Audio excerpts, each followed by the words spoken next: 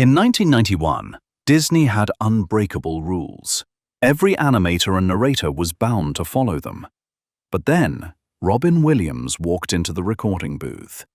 This voice actor broke every rule and created a new problem for animators.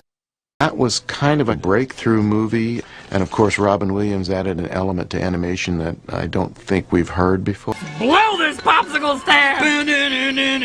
A doorstop would be a fabulous career. This one recording session rewrote Disney's visual language and created a new era of animated movies.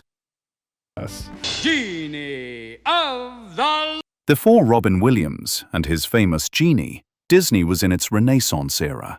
The studio was declining, but The Little Mermaid in 1989 saved it. Wait for me! Flounder, hurry up! The film was a major success, earning over $200 million worldwide. It also won 2 Academy Awards for Best Original Score and Best Original Song. This was followed by Beauty and the Beast. Is this exciting? I didn't see anything. Come along, Chip, there's chores. This movie also became a massive hit, becoming the first animated feature ever nominated for the Academy Award for Best Picture. By the early 1990s, Disney believed it had found a winning formula. There was a system that was working behind these animated movies, and there were traditional elements, such as handmade animations and fairy tale stories, that were doing their magic on the screen. But in 1991, Robin Williams flipped the script. He challenged the winning formula of Disney and created a new one. Expect was how much Robin was going to give us. Come on! Writers used to write the script, and animators used to create storyboards. Every scene and every frame was supposed to be consistent. The timing of jokes, the angle, the character movement and dialogue, everything should be precise and follow a strict reference sheet. But when Robin Williams was given the script, he threw it away and gave directors 16 hours of unscripted stand-up comedy. We wrote our first version of the script. That was one of the key ideas there, was that the genie was kind of a transforming stand-up comedian, very much like Robin. This was a nightmare for animators. In Disney, every animator needs to draw the same character, not just from the front, but from every possible angle. That's why they have the reference sheets. Their characters can only stretch and move around in a frame. The narrator has to strictly follow the script to keep everything predictable for animators.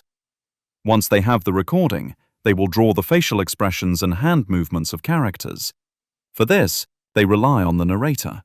They watch his expressions to draw their animations. The narrator needs to remain in character and acts accordingly. Well, if you want a winner, just be yourself. For example, Angela Lansbury played the role of a warm character as Mrs. Potts in Beauty and the Beast. All right, Chip, now that'll do. She remains consistent throughout the recording, making it easy for animators to draw her expressions. But Robin Williams did the exact opposite thing. He's looked at it as a buddy comedy. Disney's first buddy comedy, Within a single conversation, he might suddenly sound like a game show host, a teacher, a comedian, or a fast-talking salesman. Chicken a la king? No. Yeah, that's king crab.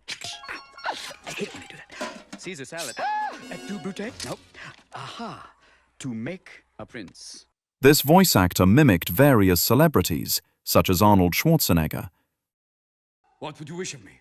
Be ever impressive. And look, William F. Buckley, Jr. Quid pro quo. That the 40-year-old or the 45-year-old Greek has fought. Peter Lorre. Rule number 3. I can't bring people back from the dead. It's not a pretty picture. I don't like doing it. You and your stupid attempt to bite. Robert De Niro. Did you bring me here, and all of a sudden you're walking out on me? I don't think so. You talking to me? And many more. There were 16 hours of data the directors went through and chose the specific jokes and punchlines that should be part of the final cut. This was the first time they had this much data and dialogues, that choosing from them was also a challenge. Once it was done, animators had to work to bring all the jokes and expressions to life. For this, they had to redesign Genie over and over. Of course, all the celebrity impressions came. In the movie, Genie's character continuously morphed into different dimensions. Sometimes, there are more than one Genie in the frame.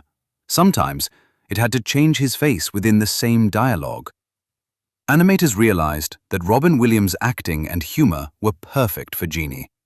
So, instead of forcing Robin Williams into the traditional Disney format, they had to readapt. Gradually, they started enjoying this process. Recording was the scene where Aladdin is standing outside of Jasmine's balcony, and he's got the genie as a bee buzzing in his ear telling him what to say. Princess. The supervising animator, Eric Goldberg, broke Disney's traditional rules to give life to Robin's humor on the screen. For this, he followed the style of famous caricature artist Al Hirschfeld. This artist was famous for capturing a person's identity and personality in his drawings. Instead of creating realistic portraits, he would only use a few floating lines to create a character. First, before we do the play, I'd like to talk about the very serious subject of schizophrenia. No, he doesn't. Shut up, let him talk! His drawings resembled humans, but had some exaggerations. They don't follow a stiff posture or characteristics, but change according to their personality. For example, when Genie turned into Groucho, animators worked on its posture and body movement. These two were enough to give viewers the essence of Groucho's personality. This was the first time an animator had followed this format at Disney. This made animators actors themselves. While Robin was using his voice and expressions, they were acting with their pencils. Once again, if there are any little children here tonight, we've used these words in a sentence. This created dual humor on the screen. One was the audio cue from Robin, and the second was the visual punchline from animators. This made the audience laugh and Aladdin a success. The film grossed over $504 million worldwide on a $28 million budget. This success and Robin Williams' voice changed the animation world. After this, Disney intentionally started recruiting A-list Hollywood characters. They will hire comedians and let them insert their personalities and mannerisms in the audio. This recruitment style brought in talent like Ellen DeGeneres for Finding Nemo, Eddie Murphy for Mulan, and David Spade for The Emperor's New Groove. Now, instead of writing the script first and choosing the traditional voiceover artists later, writers would write characters by keeping a specific artist in their minds. They would insert their mannerisms and personas into their fictional characters. For example, the character of Philoctetes in Hercules was designed specifically to match Danny DeVito's mannerisms. All of these changes became possible because Robin Williams refused to follow traditional rules.